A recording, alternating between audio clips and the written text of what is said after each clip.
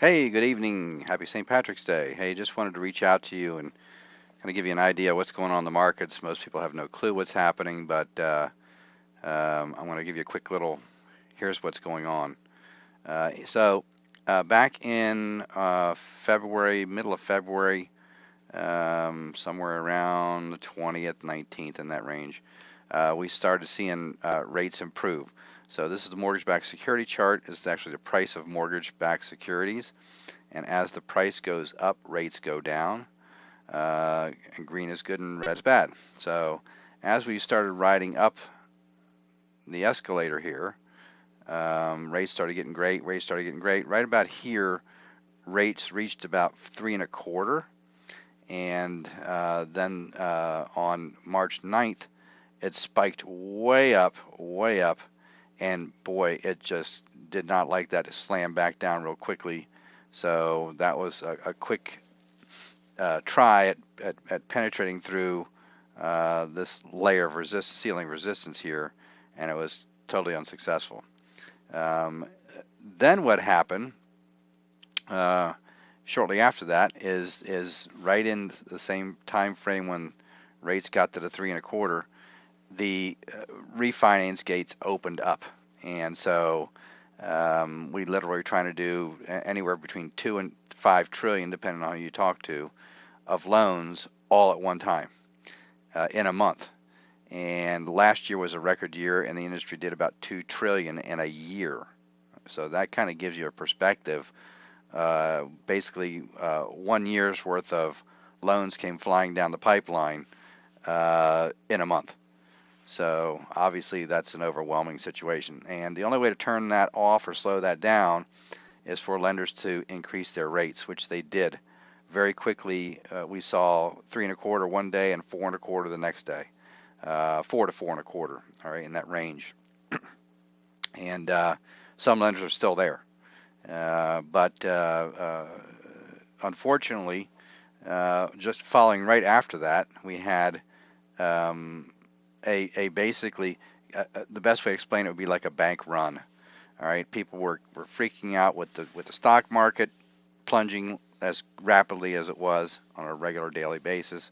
They were cashing in stocks. They were taking cash out of the bank. They were liquidating whatever they could liquidate in a panic move, which, at this point, the damage is done. I think we're going to have a comeback, and it's going to be pretty strong at some point in the near future. But we got to get past the coronavirus issue that's causing a bunch of panic in the markets as well. So what happens when there's banks fall below the capital reserve? So they have to have capital reserves, a certain amount of money, to pass a test, the bank test. And so what happened when all that money was drawn out? They all fell short, and they couldn't even really borrow, in most cases, from bank to bank, which is pretty common. One bank A would be saying, hey, bank B, I need to borrow some money. Here, I'll put up all these mortgage-backed securities and treasury notes or 10-year treasuries as collateral for the loan. And I only need it for, a couple of weeks or whatever it might be. But if most of the banks or a lot of the banks were, below the capital reserve limit, they couldn't even lend back and forth to each other. So what happened? The Federal Reserve came up and said, hey, what we'll do is we'll put $1 trillion on the table, and don't worry about collateral. We'll just buy your treasuries and your mortgage-backed securities. They're very liquid assets, so they're easy to sell and allows the banks to get up above the capital reserve requirements again. Unfortunately, when that happened, everything sold off. That was not good because, as prices go up, rates go down, as the same exact opposite has happened. When it goes down in price, rates go up. Rates were already up there, so it didn't really matter, to be honest with you.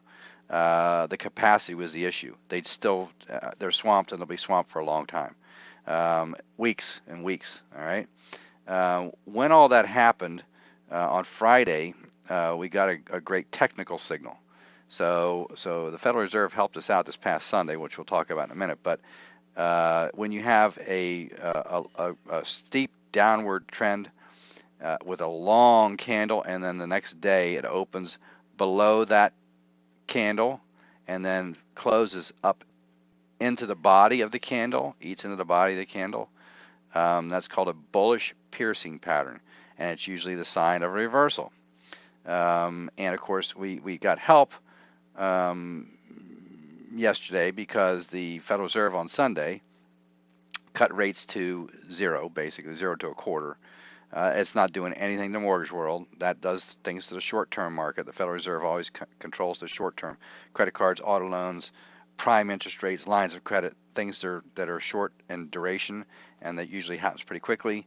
Stuff like that takes a long time to filter into the mortgage-backed security market or mortgage rates, especially in the long end, 30-year fixed out there. So that really didn't have much of an effect, but we had the removal of the capital reserve requirements happen Sunday as well.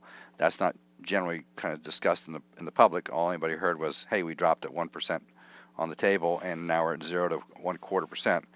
Again, that's not helping mortgage rates. Most people think, oh, geez, that's gonna. No, that didn't do anything.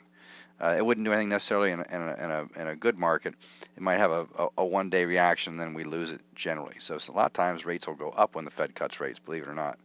We'll talk about that at a different time. But so we recaptured a heck of a lot of the loss and got back up to where we would be normally somewhere close to the 3 1/4 range. Again, it's not changing because the capacity is overwhelming. We're still over capacity. Rates have come back a little bit. You might be able to find something in the 3.5, 3.6 range now, but they have not come back. Today started out to be a really good day. It was up 30, yeah, they're about 30 points. It was all the way up to here, which was testing the ceiling again here, and the market could not handle that. Stock market did well, but we fell back down, had actually a down day. We're still not far off where we should be at, say, 3 1/4, but we have to work our way through the capacity first before rates are going to drop. And of course, as they drop, that hurts capacity because more loans come flying into the pipeline. So it's going to be a slow effort to try and make that happen. But I just want to kind of give you a heads up, let you know what's going on, and see if it can make a little more sense to you now that you can see it. But you can see the volatility. I mean, these long candles up and volatile days, back to back, bad and good, is very unusual. Very unusual. You can look back, you see, on a daily basis, things do change, but it's not radical like that. Let's look back a little bit just so you can see. Even if you go back a year and, well, that's too far. Even if you go back, there's very, very, very few times, hardly any times. As a matter of fact, I don't see any that are that extreme in the last 6 months. Let's see if we can kind of see it a year out. No, not really. We can't see it. So anyway, that's kind of a little heads up on what's going on. So if any questions, give me a holler. Bill Burnett, 703-598-4198. And let me know if you need any help. Thanks.